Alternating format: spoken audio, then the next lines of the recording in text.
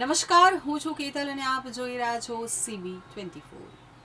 ગોંડલ તાલુકાના ઘોડસિયા ગામેથી ખેતરના પાડોશીઓ અને કૌટુંબિક ભાઈઓના અસહ્ય માનસિક ત્રાસ, ધાક ધમકીઓ અને હેરાનગતિથી કંટાળી અને એક આશાસ્પદ ખેડૂતે ઝેરી દવા પી પોતાનું જીવન ટૂંકાવી લીધું છે। ગોંડલ તાલુકાના ઘોડસિયા ગામેથી કાળજું કંપાવી દેનારી એક ઘટના સામે આવી છે।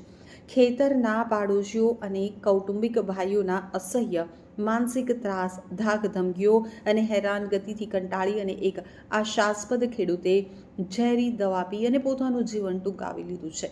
જો કે મરણ જતા પહેલા ખેડૂતે પોતાના જ મોબાઈલમાં એક હૃદયદ્રાવક વિડીયો રેકોર્ડ કર્યો હતો, જેમાં તેણે પોતાની આપવીતી અને આરોપીઓના નામજોગ ચોંકાવનારા ખુલાસા કર્યા છે। પ્રાપ્ત વિગતો અનુસાર ઘોડસિયા ગામના ખેડૂત મહેન્દ્રભાઈ છેલ્લા ઘણા સમયથી ભારે માનસિક તણાવમાં હતા।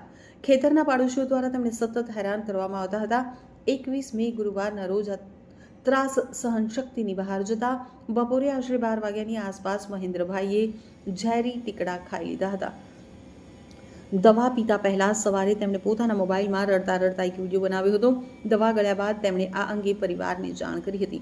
ગંભીર હાલતમાં તેમને તાત્કાલિક ગોંડલ અને ત્યાંથી વધુ સારવાર માટે રાજકોટ હોસ્પિટલ ખસેડવામાં આવ્યા હતા, પરંતુ હોસ્પિટલ પહોંચે તે પહેલા જ રસ્તામાં તેમનું કમકમાટીભર્યું મોત નીપજ્યું હતું। મૃતક મહેન્દ્રભાઈએ વિડીયોમાં પોતાની જ 3-4 પેઢીના ભાઈઓ અને પડોશીઓ ઉપર ગંભીર આક્ષેપો કર્યા છે। તેમણે મુખ્ય આરોપીઓ તરીકેના કેટલાક વ્યક્તિઓના નામ જાહેર કર્યા છે।